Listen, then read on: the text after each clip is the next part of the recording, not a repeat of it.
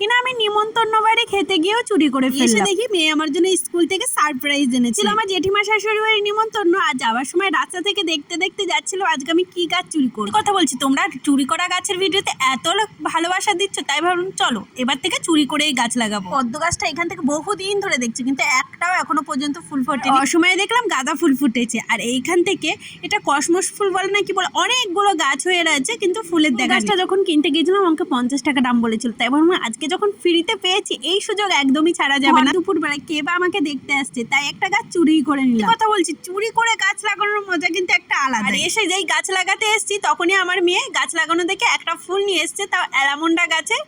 স্কুলের পাশে নাকি ওর আঙ্কেল ওকে গিফট করেছে, দিয়ে নাকি গাছ হবে। আমি ভালোবাসি বলে ও আমার জন্য ভাবে কোথা থেকে ও আমাকে কিছু একটা গাছ এনে দেবে। ও তো পারে না, বাচ্চা মানুষ, তাই একটা ফুল এনে দিয়েছে। বললো মা এটা লাগাও, এইটা থেকে আমাকে আঙ্কেলটা বলেছে নাকি ওটা থেকেই গাছ হবে। তাই ওর ফুলটা বসালাম না, ওর মন খারাপ হয়ে গেল। তাই ওর মন ভালো করার জন্য আমি বললাম ঠিক আছে তুই লাগিয়ে দে, দেখবি এর থেকে নিশ্চয়ই চারা বেরোবে। আজ তো আমাদের গাছ লাগানো হয়ে গেল, আর এই ফুল গাছটার সঠিক নাম অবশ্যই তোমরা কমেন্ট করে দিও। আজ তবে আসি।